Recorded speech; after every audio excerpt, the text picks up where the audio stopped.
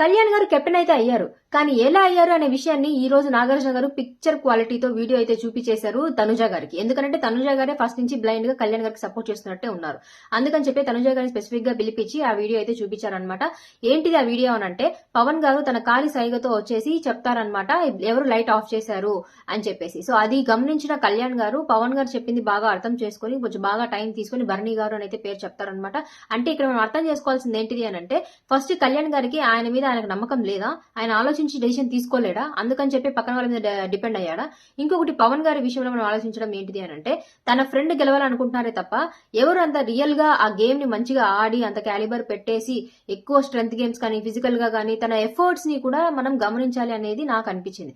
ఒక fair game ఆడాలి. Pawan actual గా తన కెప్టెన్సీ టాస్క్ వచ్చినప్పుడు నేను మళ్ళీ ఆడతానని చెప్పిన పవన్ సో ఇప్పుడు ఇలాగ చీట్ గేమ్ లో తనంటూ హెల్ప్ చేయడం అనేది ఎంతవరకు కరెక్ట్. సో అంటే తన ఫ్రెండ్ అవ్వాలి అని చెప్పేసరికి తను ఏదైనా చేసేయగలడా.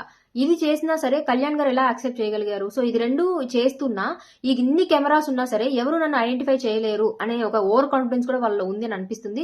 సో ఒక ఫేర్ పర్సన్ కి ఛాన్స్ ఇవ్వకుండా ఇలాగ హెల్ప్ చేసి తన ఫ్రెండ్ అని చెప్పేసి క్యాప్టెన్షిప్ ఇవ్వడం అనేది ఎంతవరకు కరెక్ట్.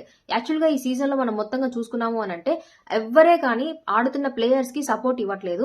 ఓన్లీ వాళ్ళ బాండ్స్, వాళ్ళ క్లోజ్ ఫ్రెండ్స్, వాళ్ళ న్యూ ఫ్రెండ్స్, సో అలా బాండ్స్ ఉన్న వాళ్ళకి మాత్రమే సపోర్ట్ చేసుకుంటూ బ్లైండ్ గా గేమ్ ఆడేసుకుంటూ పోతున్నారు.